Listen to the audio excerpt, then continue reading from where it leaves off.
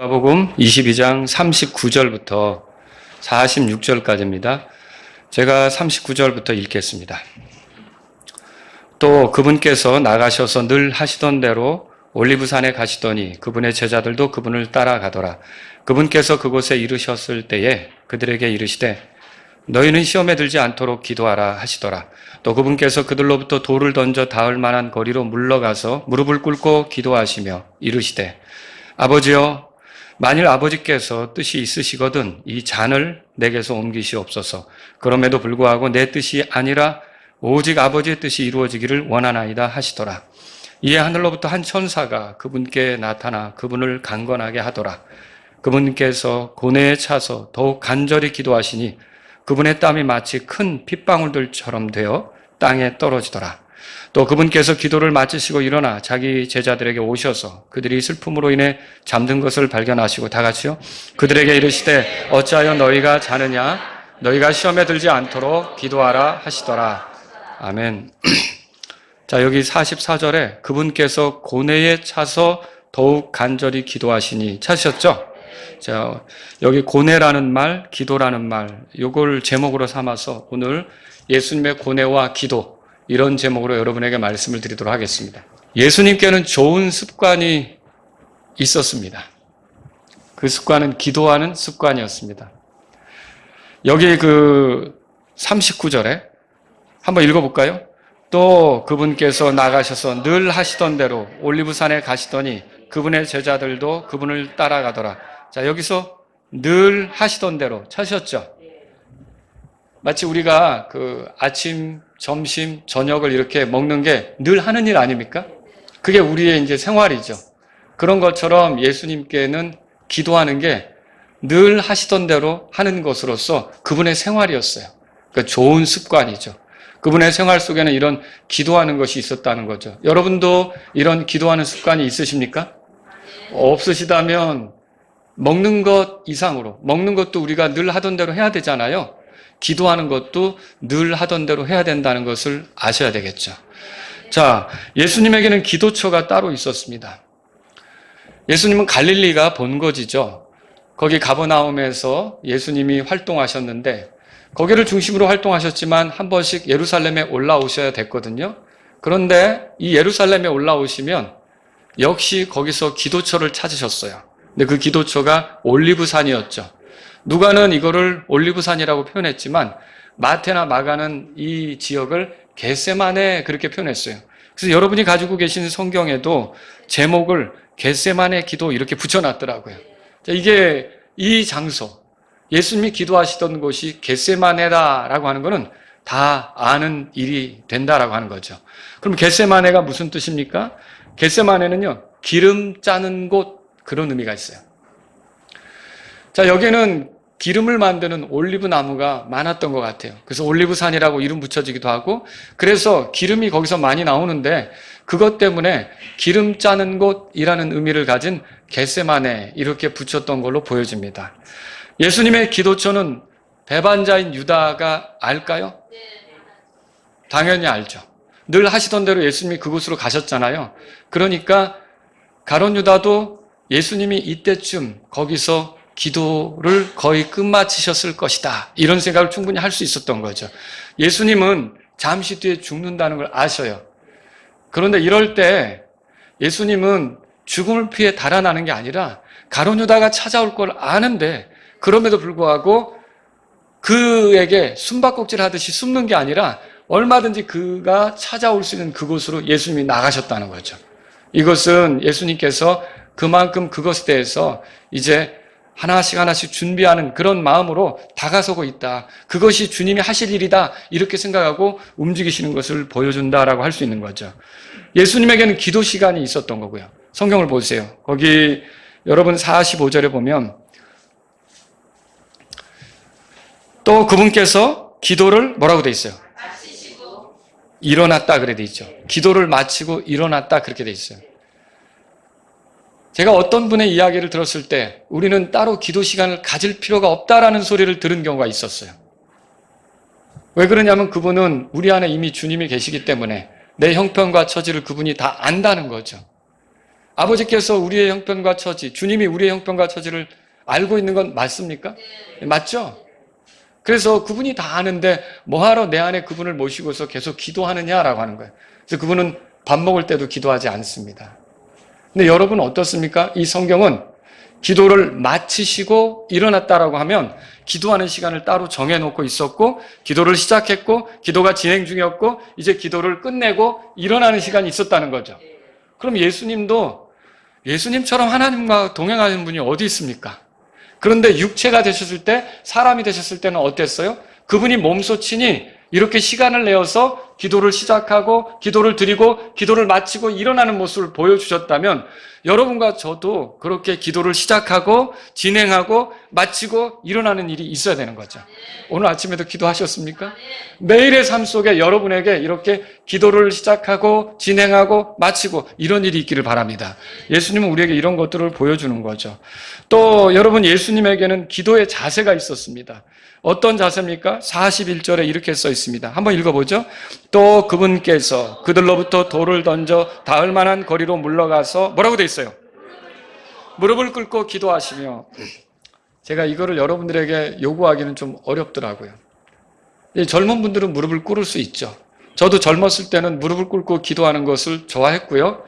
그런데 무릎이 어느 날부터 시큰거리기 시작하고, 여러분, 그래서 무릎 수술을 했거나 무릎을 구부리기 어렵거나 무릎이 불편하신 분들, 연골이 닳았거나 하신 분들은 무릎을 꿇을 수가 없어요.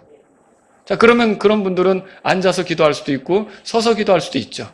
초청의 시간에 나와서 무릎을 꿇고 여러분들이 엎드려 기도하기도 하지만, 만약 그게 어렵다면 나오셔서 서서 기도할 수도 있는 것이고, 여러분들은 그렇지만 우리가 예수님을 통해 배우는 건 뭐예요? 이렇게 최대한 자신을 낮추면서 무릎을 꿇어 기도하셨다는 걸 알 때 우리가 무릎을 꿇어 기도하는 건 좋은 습관 중에 하나가 된다라고 하는 거죠.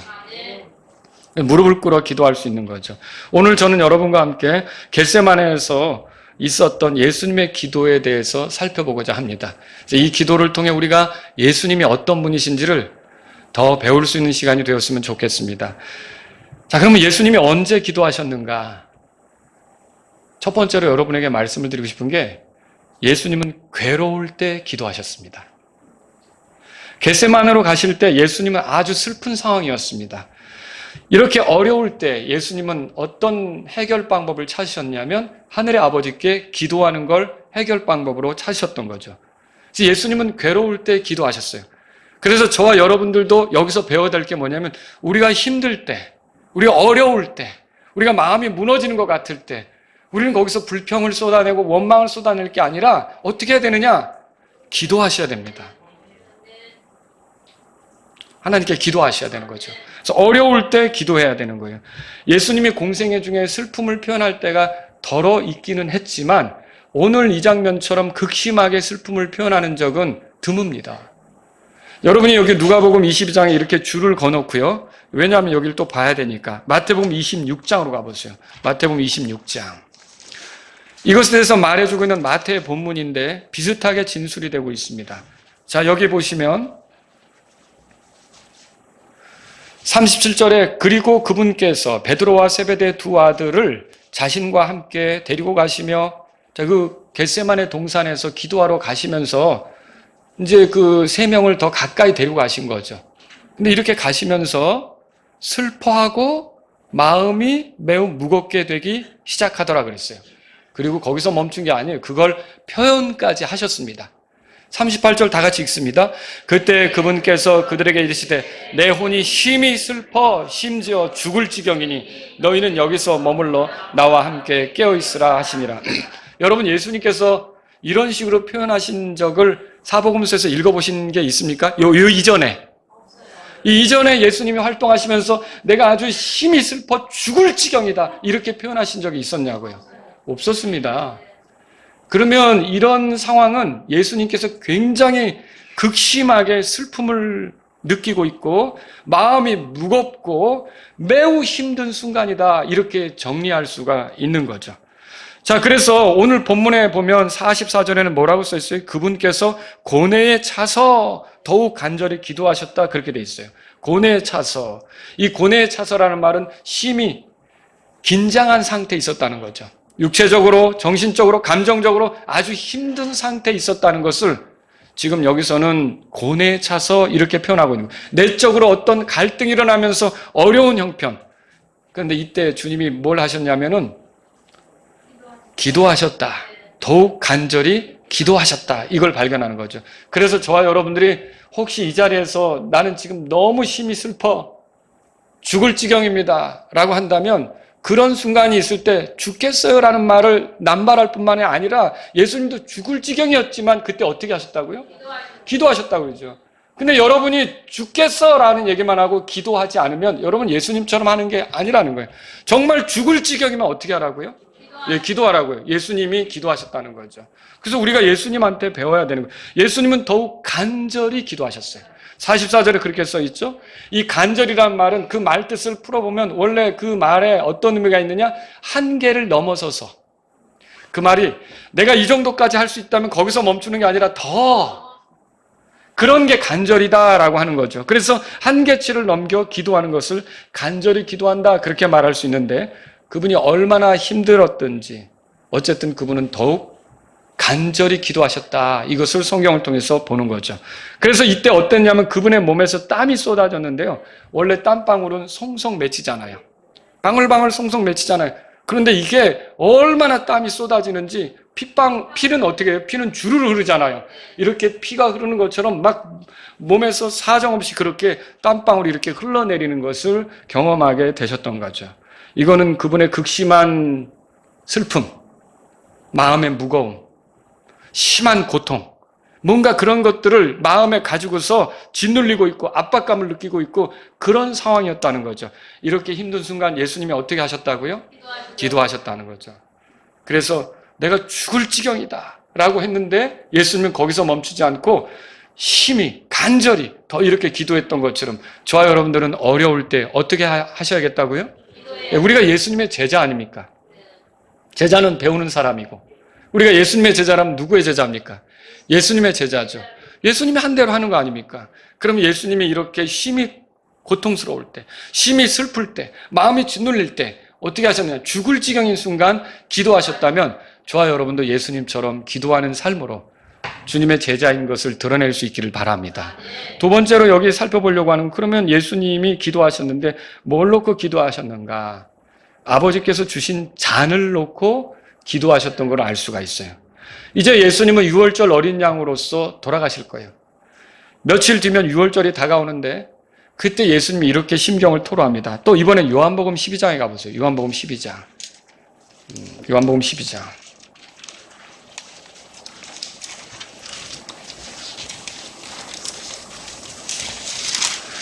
1절에는 그 후에 유월절 엿새 전에 이렇게 돼 있고요. 12절에는 그 다음날 명절을 지키러 온 많은 사람들이 이렇게 돼 있고요. 이게 유월절이 다가오는 그런 시기들을 표현하는 거예요. 그런데 이때 예수님께서 아직 어떤 제자들하고 만찬 자리를 갖지 않고 아직 그런 순간은 아니거든요. 그럼에도 불구하고 잠시 뒤에 유월절이 있게 되면 그분이 겪게 될 일 있죠. 이걸 생각하면서 이렇게 표현하십니다. 27절에 보세요. 27절 다 같이 읽습니다. 27절 읽습니다. 지금 내 혼이 괴로우니 내가 무슨 말을 하리요. 아버지여 이때로부터 나를 구원하소서. 그러나 내가 이런 이유로 이 시간까지 왔나이다. 지금 내 혼이 괴로우니 이렇게 말했어요. 내가 무슨 말 하리요. 말로 표현할 수 없을 정도로 괴롭다. 내 혼이 괴롭다. 이렇게 주님이 말씀하신 거죠. 그러면서 겟세마네 동산으로 가셨을 때 아까 마태복음 26장 37절에서 읽었습니다. 들어보세요. 슬퍼하고 마음이 매우 무겁게 되기 시작했다. 이렇게 써 있어요. 여러분, 그래서 이사야는 예수님에 대해 이렇게 써 있습니다. 이사야서 53장 3절인데 들어보세요. 그는 사람들에게 멸시를 당하고 거부되었으며 슬픔의 사람이요. 따라서 해보세요. 슬픔의 사람. 예수님의 다른 별칭이 슬픔의 사람이었다는 거죠. 그분이 십자가로 나아갈 때, 그분이 고난 당할 때, 그분이 찢길 때, 그분이 피 흘릴 때, 그분이 못 박힐 때, 그분이 거기서 죽어갈 때 그분의 이름은 슬픔의 사람이었다. 그 예수님은 슬픔의 사람이었던 거죠. 그래서 그 슬픔을 앞두고 혼이 괴롭고 심히 힘들어하는 그런 예수님의 모습을 우리가 볼 수 있다는 거예요. 그러면 예수님께서 이토록 슬퍼하신 이유가 무엇입니까? 그토록 고뇌에 찬 이유가 무엇입니까? 그분이 마셔야 되는 잔 때문입니다. 마태의 기록에 의하면 이렇게 예수님이 기도하셨어요. 마태복음 26장으로 다시 가보죠. 마태복음 26장 보세요. 마태가 기록한 본문을 좀 참고해 보겠습니다.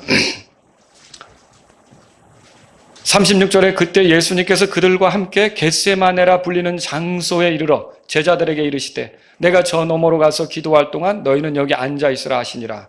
예수님이 기도하시려고 했죠? 39절에 어떻게 기도하는지 보세요. 다 같이 읽겠습니다.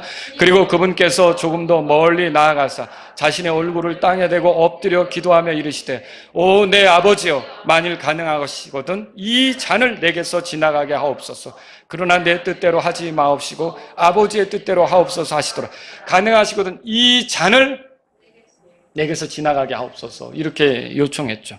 근데 한 번만 그렇게 한 게 아니었어요. 그 밑에 42절도 보세요. 다시 읽겠습니다. 다 같이. 그분께서 다시 두 번째 나아가서 기도하시며 이르시되 오 내 아버지여 만일 내가 마시지 않고는 이 잔이 내게서 지나갈 수 없거든 아버지의 뜻이 이루어지기를 원하나이다 하시더라. 여기서도 다시 잔에 대해서 언급하세요. 그리고 이게 지나갈 수 없다면 아버지의 뜻은 내가 이 잔을 마시는 거라면 아버지의 뜻대로 되기를 원합니다. 그리고 44절 이걸 반복해서 세 번째로 똑같이 기도하셨다고 나옵니다. 44절 다 같이 읽습니다. 이에 그분께서 그들을 떠나 다시 나아가 세 번째 같은 말씀들로 이르시며 기도하시더라. 그러니까 이 잔이 내게서 지나가기를 원하지만 아버지의 뜻일 경우, 그러나 아버지의 뜻이 내가 이 잔을 마시는 거라면 어떻게 하겠다는 거예요? 내가 그렇게 되기를 원합니다. 이런 기도를 했던 거죠. 그럼 여기서 말하는 이 잔은 어떤 잔이냐는 거예요.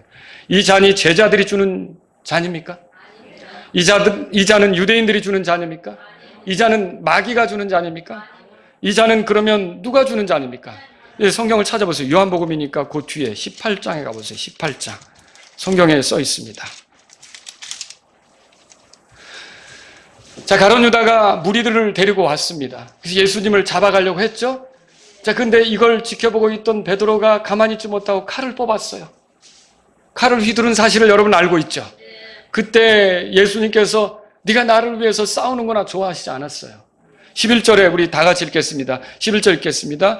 그때 예수님께서 베드로에게 이르시되 내 칼을 칼집 안에 꽂으라. 내 아버지께서 내게 주신 잔을 내가 마시지 아니하겠느냐 하시더라. 자, 그럼 여기서 성경에 이 잔이 누가 준 잔이라고 얘기하고 있어요? 하나님께서 주신 잔 이렇게 말하고 있는 거죠. 하늘의 아버지께서 아들을 고통스럽게 하는 잔 이걸 말하는 거예요. 그분은 그분의 고뇌 속에서 내가 이 잔을 마셔야 되는가, 내 자신이 이 잔을 마셔야 되는가 이런 생각을 가졌던 거예요. 하지만 이 순간에 어떻게 더 간절히 기도하죠. 42절 오늘 본문 말씀에 아버지여 만일 아버지의 뜻이 있거든 이 잔을 내게서 옮기시옵소서라고 기도하는데 이게 그분이 불순종하겠다는 말이 아닙니다. 아버지의 동정심에 호소하는 거예요. 아버지께 고통스러워서 동정심을 베풀어 달라고 기도하는데 이 기도 속에서도요 아버지께 뜻이 있으시거든 이렇게 단서를 달죠. 그러니까 이 잔을 치우는데 내 마음대로 치워달라는 게 아니라 뭐라 그래요? 아버지의 뜻이 있으시거든. 근데 아버지께서 원하신다면 내가 기꺼이 이거를 마시겠습니다. 뭐 그거죠. 그 기도를 하는 거죠. 근데 이 기도 속에 보면 하나님의 뜻 이걸 아들이신 예수님께서 존중하시는 게 보입니까? 네, 존중하셨던 거죠. 자, 그럼 여러분 이때 예수님께서 마셔야 되는 잔은 뭡니까? 그분의 죽음? 그 죽음의 고통? 여러분이 주님의 제자들이 죽음을 어떻게 대했는지 생각해 보실 수 있겠습니까? 스데반은 돌 맞아 죽어갔습니다. 그때 두려워했습니까? 아니에요. 극심한 불안 속에서 아우성을 치며 왜 내가 복음을 전하다 이 꼴을 당해야 되는지 막 불평하고 원망하고 짜증내고 감사하지 않고 이렇게 했습니까? 사도행전 7장을 읽어보시면 여러분이 알 거예요. 오히려 자기에게 돌을 던진 그 사람들을 위해 기도했죠. 성령으로 충만해서 하늘에서 서 계신 주님을 보면서 예수님을 보면서 자기 혼을 의탁하면서, 자기 영을 의탁하면서 이렇게 기도했던 걸 보죠? 여러분, 스데반이 죽음을 두려워했습니까? 두려워하지 않았습니까? 두려워하지 않았던 거죠.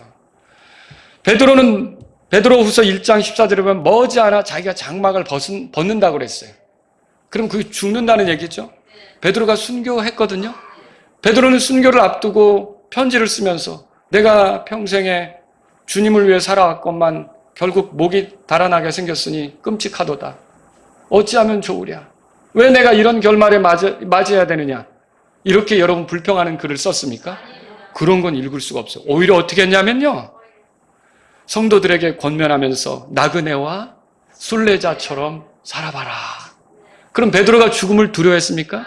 죽음을 두려워하지 않았습니다. 바울은요. 바울은 빌립보서 1장에서 이렇게 썼어요. 죽는 것이 이득이다. 그러면 바울이 죽음을 두려워했습니까? 죽음을 두려워한 게 아닙니다. 그렇다면 여러분 여기서 생각해 보세요. 예수님의 제자들도 아버지의 영광을 위해, 예수님을 위해 죽는 거에 대해 두려워한 일이 없습니다. 그들은 담대히 그런 것들을 각오하고 견뎠던 거죠. 그런데 만일 예수님이 죽음의 고통을 두려워했다? 그럼 제자들보다 나은 거예요, 못한 거예요? 여러분, 예수님이 죽음을 두려워했다. 그게 죽음의 잔이어서 그분이 죽는 것 때문에 지금 쩔쩔매서 나 죽지 않게 해달라고 했다.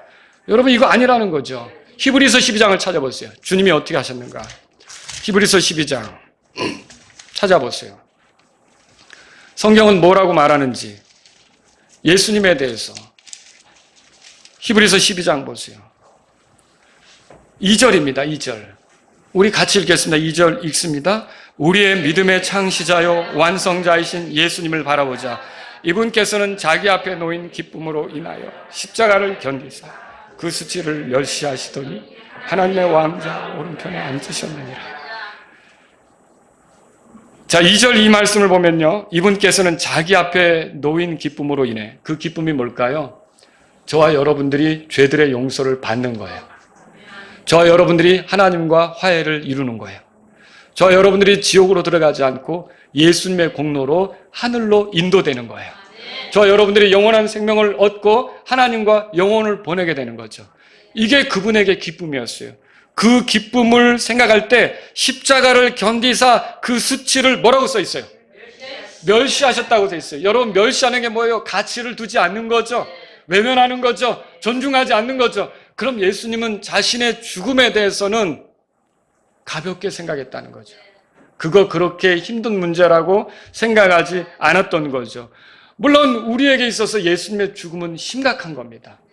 그게 없으면 우리는 구원받을 수 없었기 때문에, 그 예수님의 희생이 없었으면 우리는 하나님과 화해를 이룰 수 없었기 때문에, 그 죽음 속에 있었던 예수님의 피가 없었다면 우리는 우리 죄들을 용서받을 수가 없었습니다. 오늘 이 시간 경배 드리는 거 상상할 수 없습니다. 우리가 여기 앉아서 찬송을 불러도 하나님 우리의 노래를 듣지 않으십니다. 우리가 기도를 드려도 하나님은 외면하실 수 있습니다. 그러나 예수님의 죽음이 있었기 때문에 그 고통스러운, 우리 죽는 것도 생각해보면 쉬운 건 아니지 않습니까? 그런 것이 있었기 때문에, 죽음과 묻힘과 부활이 있었기 때문에 하나님이 우리를 받으시는 위치에 우리가 있게 된 거죠. 그런데 예수님은 그분에게는 아무개가 나와 형제가 되고, 아무개가 구원받고, 아무개가 하나님의 자녀가 되고, 아무개가 나를 통해서 하나님과 가까워진다 그러면 아무것도 아니야. 그건 아무것도 아니야. 예수님은 그러셨다는 거죠. 여러분, 그래서 우리가 예수님의 이 예수님의 이 고통, 예수님의 이 힘든 거를 단지 육체의 고통으로만 해석하는 거는 너무 좁은 시각이라는 거죠. 그래서 이게 가톨릭 같은 데 보면 예수님의 죽음에 너무 많은 초점을 맞춰요. 여러분이 예수님이 죽음이 슬퍼지고 예수님의 죽음이 불쌍해지고, 예수님은 자신의 죽음을 불쌍히 여기지 않았어요.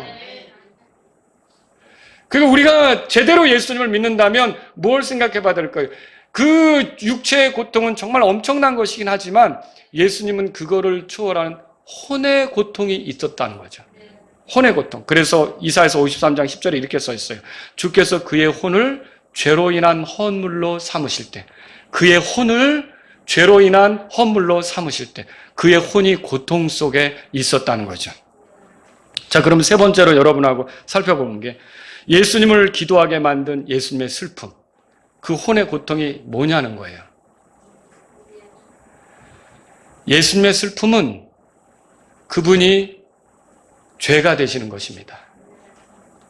하나님이신 예수님께 죄가 없습니다. 예수님은 죄를 아주 싫어합니다. 왜 죄를 싫어합니까? 죄가 사랑하는 하나님을 도전하는 거 아닙니까? 죄가 사랑하는 하나님을 대적하는 거 아닙니까? 죄가 사랑하는 하나님을 반항하고 반대하고 적대시하고 자기 멋대로 가겠다고 하는 게 죄가 아닙니까? 이 예수님은 죄를 싫어하시죠. 근데 육체가 되신 그분은 이제 죄인의 위치에 서게 됐어요. 하늘에 계신 아버지는 고난 가운데 있는 아들을 바라보실 때 세상의 모든 죄인들처럼 그분을 바라보십니다. 저하고 여러분이 더럽고 추하잖아요. 하나님 앞엔 진노의 대상이잖아요. 지옥으로 던져질 수밖에 없는 형편인 사람들 아닙니까? 그런데 우리를 대신해서 예수님이 그 위치에 서셨을 때 이제 더럽고 추한 인간을 대하듯 예수님을 바라보는 거죠. 누가요? 하나님이 그렇게 보는 거예요. 예수님에게 인간의 모든 죄에 대한 하나님의 형벌이 쏟아져야 됐던 거예요. 죄인들이 당해야만 하는 저주가 예수님에게 쏟아져야 했던 거죠. 거룩하신 그분이 죄인처럼 취급당하는 거예요. 그것도 거룩하신 아버지에 의해서 그런 취급을 당하는 거예요. 그것이 예수님의 슬픔이 되는 겁니다. 여러분, 죄는 하나님을 대적한다 그랬죠? 죄는 하나님을 싫어한다고 그랬죠? 죄는 저주를 불러일으킵니다. 근데 예수님이 죄가 되시는 거예요. 이건 뭐예요? 예수님이 우리의 죄를 짊어지고 자신이 사랑하는 하나님을 적대하는 위치에 서게 되는 거예요. 이게 예수님의 슬픔입니다. 영원 속에서 하늘아버지와 예수님은 아들로서 하나죠. 그분이 분리되신 적이 있어요? 그분이 적대하신 서로 반감 품고 서로 등 돌리고 이렇게 하신 적이 있어요? 그런 적 없습니다. 정말 영원 속에서 그분 아버지와 아들은 하나였어요. 그렇게 화평한 관계, 그렇게 좋은 관계, 그렇게 사랑이 넘치는 관계, 그렇게 따뜻한 관계, 그렇게 서로를 세우는 관계는 없습니다. 정말 아버지와 아들은 영원 속에서 얼마나 아름다운 관계였는지 모릅니다. 그런데 그 관계가 나 때문에 깨지게 됐어요. 여러분 때문에 깨지게 됐어요. 예수님이 하나님과의 관계에 있어서 불편한 위치에 서게 된 거죠. 결국 예수님은요, 지옥에 들어간 자들만 겪게 되는 그 괴로움, 그 슬픔, 그 고통이 예수님에게 임하게 되었던 거예요. 그럼 여러분, 지옥에 들어간 죄인들이 겪게 되는 고통, 그 어떤 사람은 불 가운데서 아우성을 친다 그러고 자기 죄에 대한 양심의 가책으로 괴로워한다 그러고 뭐 여러 가지 고통이 있겠죠. 그런데 지옥에 들어간 자들이 겪는 고통 중에 가장 큰 고통이 뭘까요? 그는 정말 끔찍한 상황이 있습니다. 그는 정말 아주 그냥 심한 고통 중에 있습니다. 그는 정말 어떻게 할 줄 모르는 그런 아주 비참한 상태에 있습니다. 그런데 하나님이 그를 쳐다보지 않는 거예요. 하나님이 그를 외면하는 거예요. 하나님이 그를 불쌍히 여기지 않는 거예요. 하나님이 그를 긍휼히 여기지 않는 거죠. 부르짖어도 소리쳐도 하나님이 외면하는 거죠. 듣지 않는 거죠. 하나님이 고개를 돌리는 거죠. 어떤 손을 써주지 않는 거죠. 뒷짐지고 모르는 척 물러서서 있는 거죠. 여러분, 이게 죄인들이 지옥에서 당할 극심한 고통 아닙니까? 그런데 이런 태도, 이런 하나님의 태도가 누구에게도 온다는 겁니까? 죄도 없었는데, 거룩하셨는데 갑자기 저와 여러분 때문에 이 죄 가운데에서, 그러니까 말하자면 죄인으로 이렇게, 죄인도 아닌데 죄인처럼 죄인을 대신해서 서셨을 때 하나님의 그 차가운 눈빛을 예수님이 당해야 되는 거예요. 하나님의 그 무관심한 태도, 불쌍히 여기지 않는 태도를 예수님이 십자가에서 당해야 되는 거죠. 여러분, 이거 상상할 수 있겠습니까? 그래서 얼마나 그 순간이 괴로웠던지 십자가에 올라갔을 때 지옥에서 저와 여러분이 당해야 될 그 고통 있잖아요. 이거를 예수님이 처참하게 느끼는 거예요. 당하는 거예요. 목마르다고 외치는 거죠. 지옥에 들어가는 사람은 불 속에서 갈증에 시달릴 거 아닙니까? 그런데 아무도 알아주지 않는 거예요. 그런데 그 속에서 누구도 이 예수님에 대해서 동정하지도 않고 불쌍히 여기지도 않고 이런 그런 끔찍한 돕지도 않은 그런 상황에서 하나님 아버지마저 그렇게 한다는 거죠. 예수님이 뭐라고 소리쳤죠? 나의 하나님, 나의 하나님, 어찌하여 나를 버리셨나이까? 여러분 그거 알겠어요? 이게 예수님의 슬픔이에요. 하나님하고 내가 이렇게 가까운 사이였는데 어떻게 하나님이 나에게 이렇게 차갑게, 왜 내가 사람들을 위해 죄가 되었을 때, 사람들을 대신해서 죄인인 위치에 섰을 때, 죄인처럼 취급받았을 때 하나님이 나를 그렇게 대한다는 것이 예수님에게는 고통이었고 슬픔이었던 거죠. 죄인처럼 되어 하나님의 진노 속에 있어야 된다는 것, 하나님과 누려왔던 평화가 깨지고 그분이 멀리 서서 그분의 고통스러운 것들에 관여하지 않고 도와주지도 않고 불쌍히 여기지도 않고 긍휼을 베풀지도 않고 그렇게 모른 척 하셔야 된다는 거. 이게 그 잔에 대한 부담이었어요. 그래서 아버지의 뜻이라면 이 잔을 내게서 옮기시옵소서. 그러나 아버지의 뜻이라면 기꺼이 내 뜻대로 마옵시고 아버지의 뜻대로 되기를 원합니다. 정리해보죠. 예수님의 슬픔은요, 자신이 죄가 된다는 것과 그 죄를 하나님이 싫어한다는 것, 그것으로 인해 자신이 하나님께서 싫어하는 모습이 돼야 된다는 것. 생각해 보세요. 예수님은 하나님을 사랑하는데, 아버지를 사랑하는데 아버지가 싫어하는 모습으로 서야 되는 거예요. 아버지가 노려보는 모습으로 서야 되는 거예요. 아버지가 못마땅하게 여기는 모습으로 서야 되는 거예요. 아버지가 저주하는 모습으로 서야 되는 거죠. 죄가 가득해서 우리의 죄가 다 예수님에게 넘겨져서 완전히 죄인처럼 돼가지고 완전히 정죄받은 자가 돼가지고 그런 상태에서 예수님이 서는 거. 여러분, 그래서 마가복음 14장 33절에 심히 놀라고 마음이 매우 무겁게 되기 시작했다 이렇게 써 있어요. 잠언 15장 13절에 즐거운 마음은 얼굴을 기쁘게 한다. 그러나 마음의 슬픔은 영을 상하게 한다. 그런 거 읽어보셨을 거예요. 자, 사람이 육체적으로 아무리 힘들어도요, 마음이 즐거우면 그거 견뎌갈 수 있어요. 그거 누구한테 발견하냐면 야곱. 7년 동안 나이를 얻으려고 고생하잖아요. 근데 성경도 참 재밌게 표현했더라고요. 돈 한 푼 받지 못하고 겨우 나일만 얻는 거예요. 근데 7년을 나일을 위해서 수고하는데 성경은 뭐라 그랬어요? 수일같이 지나갔다고 되어 있잖아요. 그게 어떻게, 저는 군생활이 수일 같았더라 이렇게 말하는 사람 못 봤어요. 군생활이 수일 같았더라 이런 사람은 하나도 못 봤거든요. 그런데 이렇게 자기가 고생하며 노력하는데 성경 기록은 뭐라 하냐면 야곱에게 그게 수일같이 지나갔다는 거예요. 얼마나 거기에 사랑의 마음이 있고 그 마음이 즐거우니까 힘든 걸 힘든 것으로 느끼지 않는 거죠. 아버지들이 밖에 나가서 고생 많이 합니다. 그런데 이런 고생을 통해 내가 벌어온 돈으로 우리 자녀들이 먹고 건강하고 잘 자란다면 그 고생을 견딜 수가 있는 거예요. 어머니들이 힘든 순간이 많습니다. 그런데 어머니들이 그래도 우리 자녀가 이렇게 잘 자라고 이렇게 한다면 기꺼이 그걸 힘들게 여기지 않는다는 거죠. 사람이 마음이 즐거우면요, 육체적으로 힘든 거는 넘어갈 수 있는 거예요. 그렇지 않습니까?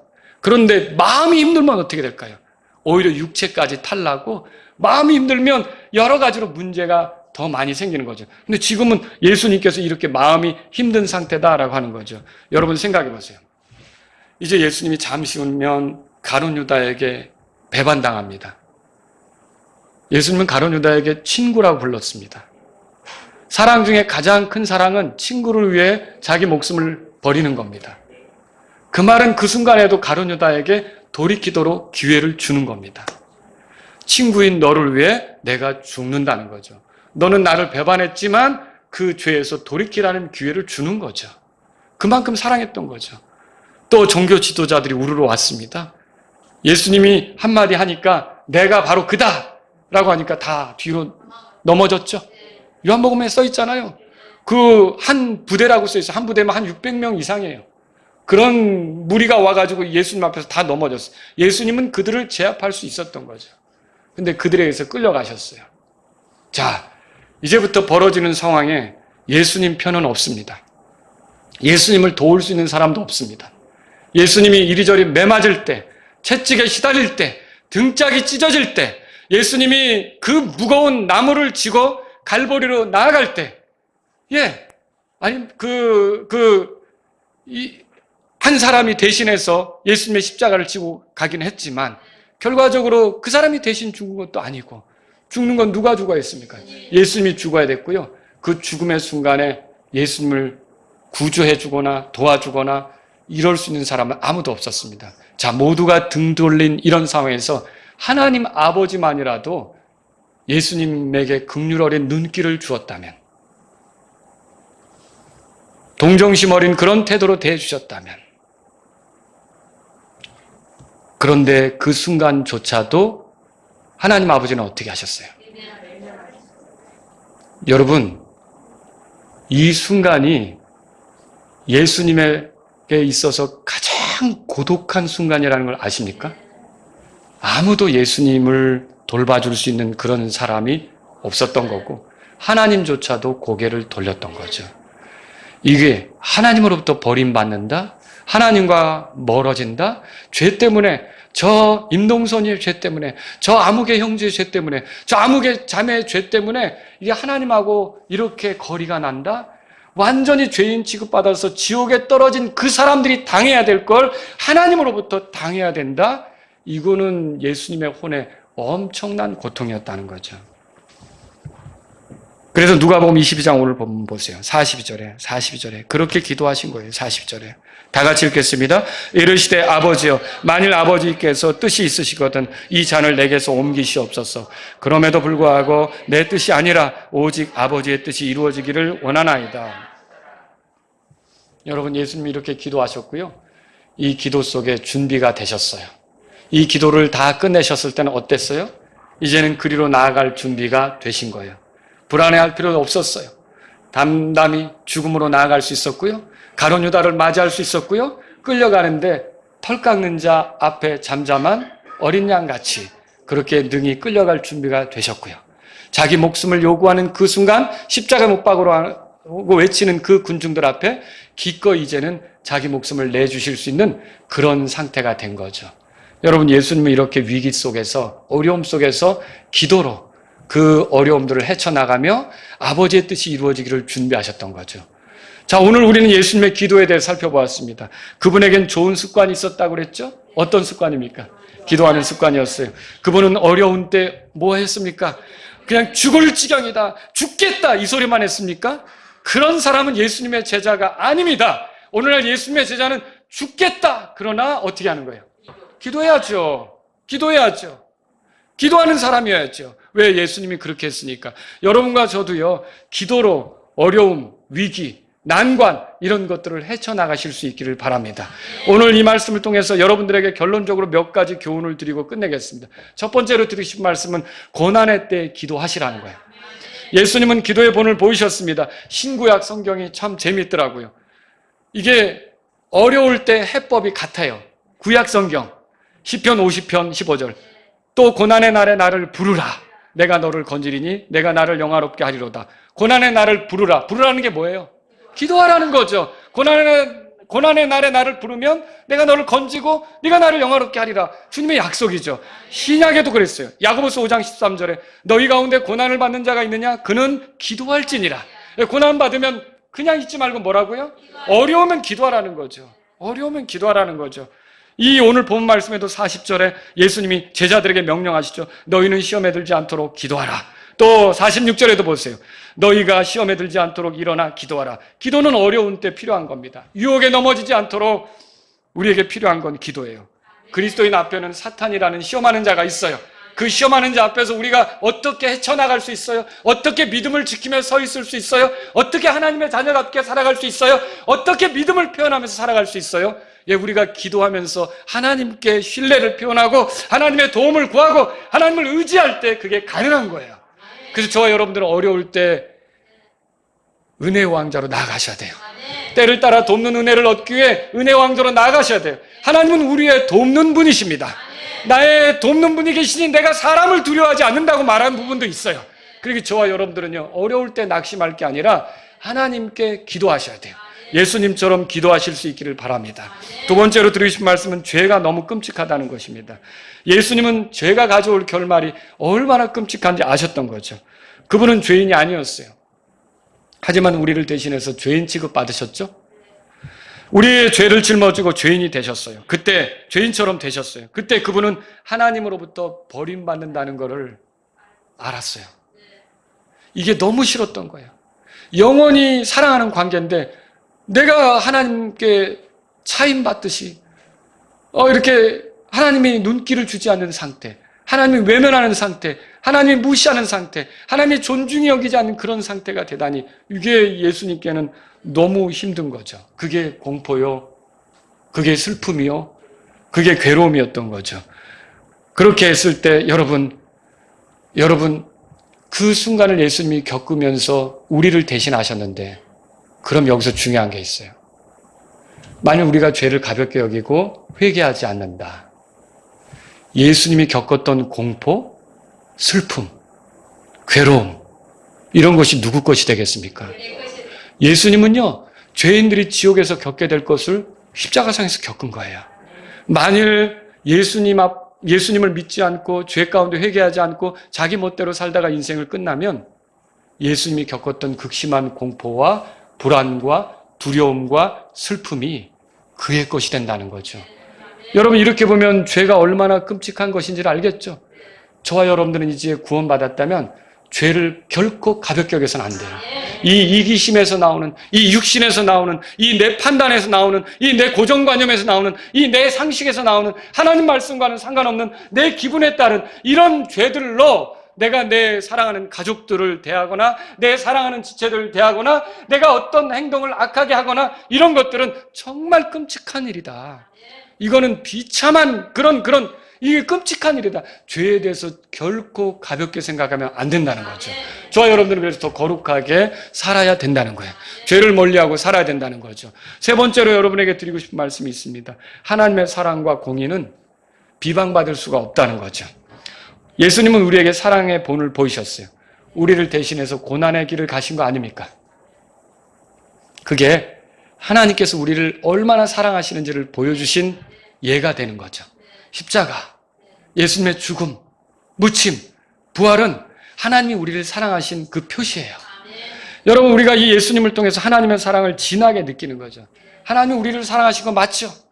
그럼 여러분, 우리도 하나님을 사랑하고 우리를 위해 죽으시고 부활하신 예수님을 사랑하는 게 필요하지 않겠습니까? 그분이 먼저 우리를 사랑한 거예요. 그분이 먼저 우리를 사랑한 걸 생각하면서 우리도 그분에 대한 사랑을 표현하면서 살아야겠습니다. 그분을 사랑하는 자마다 그분의 명령을 지킨다고 했잖아요. 그럼 우리가 그분의 말씀을 읽고 그분의 뜻대로 걸어가려고 하는 게 그분을 사랑하는 것이고, 그분을 사랑하는 자는 뭐예요? 그분이 사랑한 교회도 사랑할까요? 그러면 정상적으로 교회 생활도 해야죠. 그분이 사랑하는 교회를 위해 자신을 드리고 시간을 드리고 물질을 드리고 재능을 드리고 헌신해서 같이 세워가야 되는 거죠. 여러분, 이렇게 그분을 사랑하는 표시를 우리가 할 수 있다는 거죠. 희생을 당할 수 있고 때로 손해를 봐야 된다면 기꺼이, 주님도 나를 위해 그렇게 하셨다면 여러분, 우리가 그 길을 갈 수가 있지 않습니까? 여러분, 또 예수님이 이렇게 죽으시고 고난당하시는 건요, 하나님의 사랑만 보여준 게 아니라 하나님의 공의도 보여줬어요. 여러분, 그분이 나를 대신해서 슬픔을 당하셨다면 저와 여러분들은 이제 죄 때문에 하나님의 진노를 당할 필요도 없고, 죄인이 당할 슬픔, 저주, 이것은 저와 여러분과 상관이 없는 거예요. 여러분, 이게 얼마나 좋은 일입니까? 얼마나 복된 일입니까? 예수님께서 그 겪으신 고통, 그 심적인 그 고뇌, 불안, 이런 슬픔, 이런 모든 것들은 이미 예수님께서 가져가셨다면 저는 그렇게 살 필요가 없어요. 저는 주 안에서 기쁨으로 사는 것이 내 인생이 돼야 되는 거예요. 여러분, 생각해 보세요. 누구든지 예수님을 구주로 믿지 않는다면 예수님이 겪으신 그 고통, 그 두려움을 그는 겪게 될 거예요. 믿지 않고 죽는다면 그는 그 고통, 그 슬픔, 그 고뇌, 그 불안, 그 모든 그 괴로움을 그가 겪게 될 거예요. 하지만 예수님을 구주로 믿는다면 그 사람이 누구든지 어떻게 살아왔든지 어떤 죄 가운데 있었든지 이미 예수님이 그 사람을 대신해서 그 끔찍한 불안, 그 고통, 그 슬픔, 그 아픔, 마음의 아픔, 눌림, 하나님으로부터 버림받는다는 그것을 예수님이 대신 경험했기 때문에 그 사람은 하나님께 버림받지 않습니다. 지옥에 들어가지 않습니다. 하나님을 외면하지 않습니다. 반대로 하나님을 향해 아버지라고 부를 수 있습니다. 아버지가 이제 하나님께서 그를 아들이라고 여겨주십니다. 얼마나 좋은 관계입니까? 여러분, 이거를 누가 이제 책잡을 수 있겠습니까? 하나님의 공의는 한 사람의 죄에 대해서 2번 벌하지 않습니다. 내 죄에 대해서 하나님께서 예수님을 벌하셨다면, 내 죄에 대해서 하나님께서 예수님에게 저주를 쏟으셨다면, 내 죄에 대해서 하나님이 나를 벌하거나 저주할 필요는 없게 되는 거예요. 저주할 수 없는 거죠. 그게 하나님의 공의죠. 그러므로 저와 여러분들은 예수님을 구주로 믿는다면 찬양할 수밖에 없어요. 하나님 앞에 기뻐할 수밖에 없어요. 여러분이 죽음을 두려워할 필요도 없고요. 우리가 죽는다면 지옥으로 끌려 들어가는 것이 아니라 하늘에 들어가서 주님과 함께 영혼을 보내게 될 줄로 믿으시기 바랍니다. 부활의 때를 기다리면서 주님과 함께 살게 되는 거예요. 이게 왜 이런 일이 있었습니까? 예수님이 기꺼이 이 잔을 취하셨기 때문에, 예수님이 기꺼이 죽음으로 달려가셨기 때문에, 예수님의 공로로 저와 여러분들이 살았기 때문에, 여러분 이 은혜를 안다면 나머지 삶은 하나님을 사랑하고 예수님을 사랑하는 것으로 나머지 인생을 채울 수 있기를 바랍니다. 그 죽음, 그 고통, 그 괴로움, 그 극심한 슬픔, 이것이 헛되지 않도록 주님을 기뻐하면서 주님의 영광으로 살 수 있기를 바랍니다. 다 같이 일어서시겠습니다. 오늘 이 말씀을 들으신 여러분 가운데 하나님 아버지, 예수님께서 이렇게 나의 죄 때문에 하나님께 버림받는 심한 고통, 슬픔, 고독을 느끼신 것을 예전에 미처 생각하지 못했습니다. 나는 외롭다고 떠들 때가 있었지만 십자가상에 있었던 예수님은 정말 고독하시고 외로우시고 힘든 시간이었을 것입니다. 이렇게까지 하면서 나를 사랑하신 예수님을 위해서 내 나머지 삶을 드리기를 원합니다. 예수님을 위해 살기를 원합니다. 이런 분이 있다면 이 시간 주님 앞에 나아가십시오. 이렇게 예수님이 나를 사랑하셨다면 나도 예수님을 사랑하면서 살기를 원합니다. 예수님의 명령을 존중하고 예수님께서 소중히 여기신 교회를 사랑하며 내 나머지 삶을 예수님을 사랑하는 삶으로 살아가길 원합니다. 이런 분이 있다면 이 시간 주님 앞에 나아가십시오. 여러분이 어렵고 힘듭니까? 그럴 때마다 예수님처럼 기도하기를 원합니다. 이런 분이 있다면 이 시간 주님 앞에 나아가십시오. 여러분 힘들 때, 고난의 때 우리는 절망하고 낙심할 게 아니라 기도해야 됩니다. 하나님이 계시니까. 여러분 이렇게 기도할 마음이 있으시다면 주님께 나아가십시오.